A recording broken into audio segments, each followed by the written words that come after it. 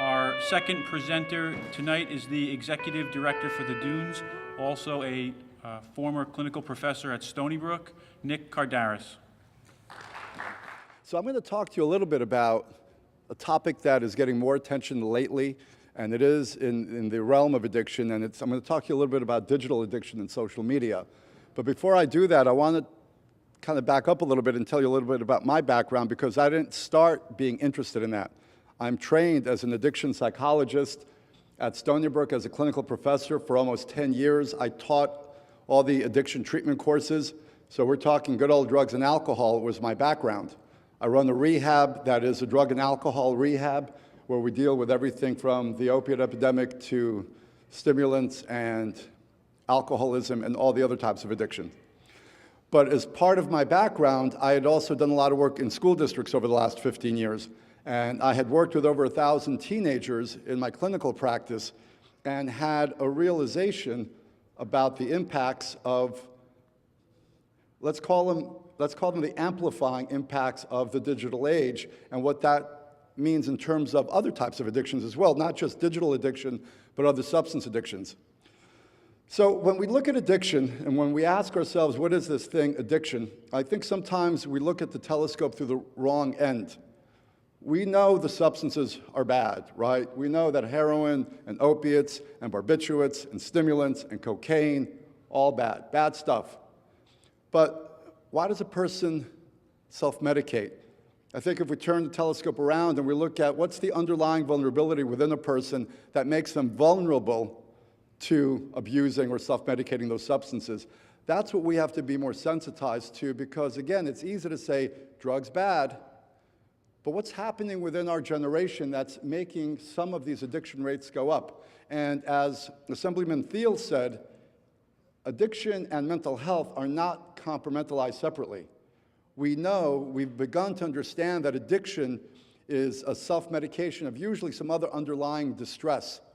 So people that are self-medicating are in pain, or they're in emotional pain, or psychiatric distress. So we know that addiction correlates very highly with anxiety and depression, different mood disorders, personality disorders. So to a level of, by the way, 60 or 65 to 70% of addiction is comorbid. We say comorbid with other mental health issues. So if we start taking that perspective, what's happening with our teenagers? Why are they in distress today? Now, look, I'm of a certain age. I'm 52 years old, and young people have always had their growing pains, and we've always had things that we could escape with, because let's face it, addiction is a form of escape. I don't like the way I feel. I don't like the way my life is, and how can I check out? And drugs and alcohol, for a long time, have been a convenient mechanism for that escape. We've been fermenting grapes for almost 10,000 years. We've been using opiates in the form of poppy, and people have been squeezing poppy juice for thousands of years. We've been using stimulants. They found cocaine in King Tutankhamun's tomb for a couple of thousand years. So drugs are not new. People abusing drugs are not new. What's changed? What is new? Well, I would submit to you that the landscape has changed over the last 10 to 15 years that has increased certain vulnerabilities to addiction. I will submit to you that what's happening in the digital age is acting as an accelerant, an amplifier of not only certain emotional and psychiatric issues that then also make you more comorbid for substance addiction, and that recent phenomenon is the digital age. We know now through brain imaging research that screens and certain hyper-arousing screens affect the brain neurologically exactly the same way as drugs do. In fact, if you look, there's been about 10 studies now, 10 MRI brain imaging studies, and they put side by side the MRI of a brain of a young person that's been on screens for over 15 hours a week playing, let's say, violent video games, next to the brain of a cocaine addict, and those brains look exactly the same. What are those impacts? So the impacts are, we know that addiction, chronic addiction, and screen addiction affects the frontal cortex, which is that part of your brain right behind your forehead, otherwise known as your executive functioning. Your executive functioning controls your impulsivity, controls your decision-making, your consequential thinking. And so somebody who has compromised executive functioning is going to look more impulsive, it's going to look like ADHD, and it's going to correlate really highly with addiction disorders, because addiction disorders at their core are an impulse control disorder. I want that instant gratification of that substance. So what we're seeing is that screens can have the same damaging effect to the frontal cortex, and what we're seeing is that the younger a child is exposed to some of these screens, the more problematic that effect is, because children, young children, are very fragile developmentally. There's developmental windows where children get to develop their sense of attention, their emotional regulation, their reality testing, and if during those key developmental windows kids are hyper plugged in, we're seeing some real damage. There's been over 200 clinical peer-reviewed studies that have correlated screen addiction, wait for it, Exhibit A, with increased rates of anxiety, depression, addiction disorders, and psychosis. There's a phenomenon called game transfer phenomenon, where young people who have been over-immersed in video games begin to blur their lines with the real world and their game world. In fact, that's how I first became aware of this problem. 10 years ago, I was working with a 16-year-old who got referred to my office, and he was in a full video game psychotic state. He had no prior history of mental health issues, no family history of mental health issues, and he had been playing World of Warcraft for 12 to 14 hours a day, and by the time he got sent to me, he was in the game still. And he was in my office, and he was blinking, and he asked, "Are we still in the game?" And he had to go to Stony Brook Hospital for a month, and they put him on antipsychotic medications, and it wasn't very pretty, and when he came out a month later, he wasn't the same kid anymore. Now that's an extreme example, admittedly, but we know that all screens have this addictive potential. Why? Screens are what we call dopaminergic, and that's a fancy word that says they raise our dopamine levels. And dopamine is, for the young ones in the audience, our brains have these chemicals, these neurotransmitters, and there are certain neurotransmitters that when we experience pleasure, they light up. And so there's certain behaviors and substances that light up our brain in a very feel-good way. So we know that chocolate raises dopamine 50%, right? We can like our chocolate. We know that, and this was a study from 1998, so these are 1998 video games. 1998 video games, which is like ancient history video games, raised dopamine levels 100%, which was the same level as sex, by the way, and cocaine was 300%. So it wasn't quite the same dopamine stimulation as cocaine, but it was as stimulating as what I just mentioned. I have young folks in the audience. So we're giving our young people something that's potentially very dopaminergic, and then the flip side of that is they affect their adrenal system. So screens, because of the radiant light and because of the kinetic movement on the screen, and the reason why screens today are different than, let's say, television from 20 years ago, screens are immersive and interactive. And that immersive and interactive quality has a more invasive effect on our psyche. And so what happens is, if I'm immersed in a screen activity, my dopamine levels go up, but my adrenal system, what's called the HPA axis, the hypothalamus pituitary adrenal axis, that's a fancy way to call it our fight or flight response, gets activated. Now, our fight or flight response was invented to last for a few minutes during times of crisis. You know, back in the indigenous days, if I got chased by a tiger, I go into a fight or flight response, adrenaline surges through my hands and feet so I could run away from that tiger, or I can fight that tiger. But what happens with substances like stimulants and screens that are very arousing, they put that young person in a perpetual state of hyperarousal. They raise their thermostat, their adrenal thermostat, and that thermostat isn't easily lowered. If a young person's in a hyper-aroused state for days, weeks, months, that person gets what we call mood dysregulated. And the mood dysregulated young person begins to look like a behavioral problem, an attentional problem, a potentially addiction problem. And so we're seeing a lot of these subtle and not so subtle effects that have happened. Now, these young people that have gotten themselves hyper-aroused by their screens, now we're beginning to see that they're also more vulnerable for other things as well. Now, I haven't talked about social media because what we do know about digital technology is that it does seem to have a gender divide. Young boys and teenage guys seem to like their video games, and girls and young ladies tend to like their social media, although these are not obviously exclusive. And social media is another interesting phenomenon that's happened. We are the most digitally, socially connected society that has ever lived on the planet. And we are hardwired as social animals. We need social contact. So you would think that the more social networking, we should be mentally better off, because if we're social animals and we have more social networking, that should be a good thing. But what we're seeing is the opposite. We're seeing that with over 3.2 billion people on social networks, we have the highest depression rate ever. The World Health Organization has said that depression now is the #1 disabling chronic disorder, with over 350 million people worldwide suffering from depression. And they've done quite a few studies now that have linked social media with increased depression.